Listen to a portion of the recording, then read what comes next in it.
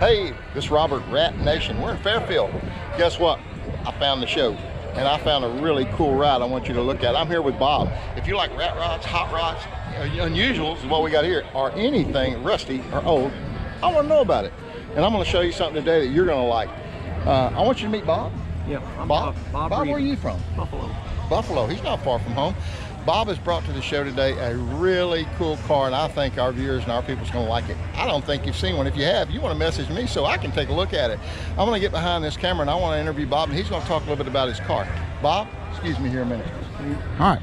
Bob, what do you have? What did you bring to the show today? This is the 1951 King Midget. It's a only known factory prototype to exist. They started making them in 48. And in 51, they started making the Model 2 and mass producing them in a lighter version. This prototype was too heavy, and they couldn't make it. The engine would not pull it. And Bob, where did you find this car? This car, my daddy found it in Livingston, Texas. My daddy would buy out hardware and lumber yards, and he bought it in Livingston, Texas when I was 8 or 9 years old. I'm 68 now. He gave $90 for it and brought it back, and I started my mechanical career 50 years ago. 60 years ago. 60 years ago, yes. What a find. As a kid, I played with it and drove it around town, because back then the law let you do things like that. And then as I got older, I parked it in a barn and left it. And then a few years ago, I said, I'm a better mechanic now, I can make it go. So I went and started going all over it, putting tires on it, and getting it ready for a Henderson, Texas tractor show. And we hauled it over there and put it in that show. And this is the third year I've been at this show. This is the third item I've brought. You know, when we go out to look and we go to shows and rallies, this is what we look for, unusuals. We want young people to learn that you can still find stuff like this and still have a good time without spending $40,000, $50,000 for a car. Bob, let's walk around a little bit to the side. I want you to do some explaining to us and show our viewers what all you have. Now, the tires look just kind of like little old wheelbarrow tires, or a little bit bigger. These are 8-inch boat trailer tires. I couldn't afford the 550s. They were quite expensive. They're a fatter tire, 550 by 8s. So I bought the boat trailer tires, and they're easy to find. And they got tubes in them. It's very difficult to get them put together and get the tubes in them without pinching the tube, but I got it done. It has no front brakes. The rear brakes are drum with a shoe. The steering is a Crosley steering box with a Crosley steering wheel that the factory would go to the scrap yards and get those things as long as they could to use for the steering. This is World War II aircraft type plexiglass. Notice it's got the round bubble to it. Probably coming from an airplane or helicopter from World War II surplus. You telling me that most or a lot of the parts on this is still green and still was used in Army manufacturing? Yes, there's Army green colors on the gas tank, the engine, and the hood latches have still got Army green on them. The brake cables are stainless steel aircraft type cables. It has mechanical brakes on it. The 3-spoke wheel was something they used for a while, and then they went to a 2-spoke white wheels, and they had to use a different sector because the Crosley sectors are no longer available. You know, one thing that everybody likes so much, we're at the show here, and everybody likes so much about this is that it's still original. It hadn't been molested. This is just like it was when it was made. Let's go on around and look at the back. These cars were too heavy.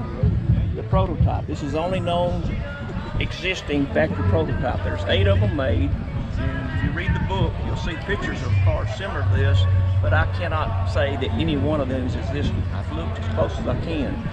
But they actually had doors on them. They had mahogany doors, and they had convertible tops for them, cloth tops. And the engine? The engine is Army surplus. It's something that the military used for something. They put centrifugal clutches on it where it's actually a 2-speed. It actually changes from first to second after it gets rolling pretty good. And a 9-horse Wisconsin. The 9-horse Wisconsin. I think it could be a 7-horse, but it's the AENL engine. It's got the tag on it right there. It had a 6-volt generator. Comes off the belt. I've changed it to 12 volts just for convenience. It's got a chain drive. It only drives this wheel right here. This right rear wheel is the only one driven. That cuts out the need for a differential. Right, right. How much would you say this car weighs, Bob? It's supposed to weigh 500 pounds. It's a 500-pound car for $500 when they sold it. Is that what it cost? It's $1 a pound. They came in a crate, a 4x8 crate, used to plywood, sheet of plywood, and it was in a crate. They shipped them by freight and rail. And you were telling me that they started these cars prototyping. They tried to start making this one in probably 1948, and it took them to 51, and that's when they decided it was too heavy, and then they changed the Model 2s to a lighter version. They cut a lot of sheet metal. If you look on the internet, look at King Midgets, you'll see that they don't look like this. They're lighter, and they got less fenders and less sheet metal. Let's go back to the front. I really like the front end on this car. Somewhere down the line, somebody took That's what I was going to say. 7 Chevrolet. Right. This is a 54 Chevrolet, I think. Right, And right. an old man told me this is an Oldsmobile hood on it. Yeah, it was just to dress it up and make it look more original. In 1960, it was actually driven around Livingston, Texas. What a car. 1951 King Midget, y'all. This is what a car. I think it's probably one of the best in this show. It's certainly original. It's one of those cars that you just can't walk around it enough and look at it. Bob, I sure appreciate what you did. I sure appreciate you showing us this car. Thank you so much. You bet. Hey guys, man, what a car. What a time. This Rat Nation, we're bringing you the cars and the people behind the cars. What a great place and time to see a car like this. We'll see you down the road. Don't forget, subscribe to us so that you can get more of these cool videos. We'll see you down the road, Rat Nation. Take care.